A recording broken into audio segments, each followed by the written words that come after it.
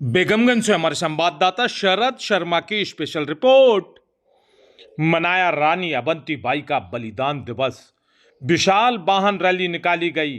देशभक्ति के नारों से गूंज उठी बेगमगंज की सड़कें।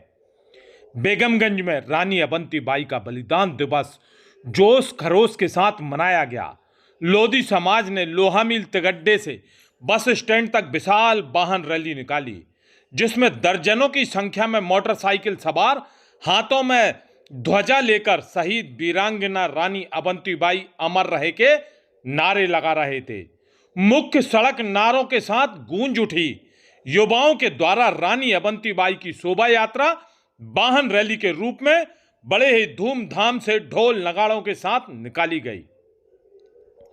वाहन रैली में लोधी समाज के लोग काफी संख्या में मौजूद थे। रैली के पश्चात समाज के जनप्रतिनिधियों के द्वारा शहीद वीरांगना रानी अवंतीबाई की मूर्ति पर माल्यार्पण दीप प्रज्वलित किया गया। उनके द्वारा राष्ट्र हित में दिए गए बलिदान शौर्य पराक्रम को याद किया गया। उन्होंने देश की आजादी में अंग्रेजों के साथ लोहा लिया। भारतीय विद्रोह के दौरान ब्रिटिश ईस्ट इंडिया कंपनी के एक कट्टर विरोधी के रूप में शहीद वीरांगना रानी अवंतीबाई जानी जाती हैं। अब हम आपको उनके थोड़े से और विस्तार से बता दें। वीरांगना रानी अवंतीबाई ने मृत्यु से पूर्व अंग्रेजों के नाम छोड़ा था पत्र, जिसे पढ़कर हैरान रह गई थी ब्रिटिश हुकूमत। मध्य प्रदेश के सिवनी जिले में जन्मी रानी अवंतीबाई लोधी भारत के प्रथम स्वाधीनता संग्राम में महत्वपूर्ण भूमिका निभाने वाली वीरांगना थी। रानी अवंतीबाई के पति राजा विक्रमादित्य बहुत धार्मिक प्रवृत्ति के थे। अंतराज्य का संचालन रानी ही करती थी। भारत की धरा पर अनेक ऐसे वीरांगनाओं का जन्म हुआ, जिन्होंने सन 1957 से प्रथम स्वाधीनता संग्राम से लेकर संपूर्ण स्वाधीनता संघर्ष में अग्रणी भूमिका का निर्वहन किया। किंतु कुछ दरबारी इतिहासकारों की धूर्तता के कारण उनका अमूल्य योगदान आज भी काल के गर्भ में दफन होने को मजबूर है। स्वाधीनता के अमृत महोत्सव के उपलक्ष्य में आज आपको अवगत कराते हैं एक ऐसी ही वीरांगना, जिन्होंने उस दौर में अंग्रेजों से लोहा लिया जब महिलाएं राजनीति से अनभिज्ञ थीं।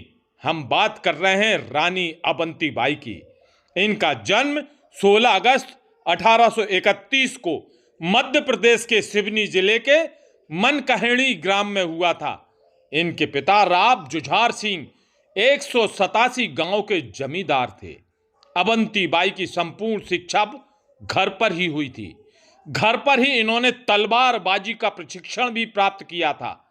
कम आयु में ही वह युद्ध कौशल में पूर्ण रूप से दक्ष हो गई थी। रानी अवंतीबाई का विवाह रामगढ़ के राजा लक्ष्मण सिंह लोधी के पुत्र विक्रमादित्य के साथ संपन्न हुआ था।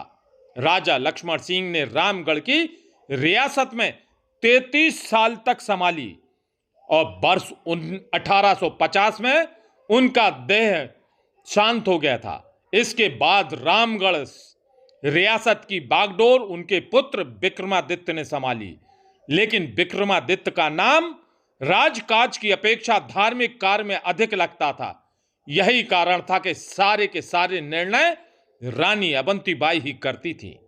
विक्रमादित्य के पुत्र अमर सिंह एवं शेर सिंह अभी शय्यावस्था में ही थे कि राजा मानसिक रूप से विक्षिप्त हो गए और दोनों पुत्र रामगढ़ की संपूर्ण जिम्मेदारी रानी के कंधे पर आ गई थी। बेगमगंज से हमारे संवाददाता शरद शर्मा की स्पेशल रिपोर्ट।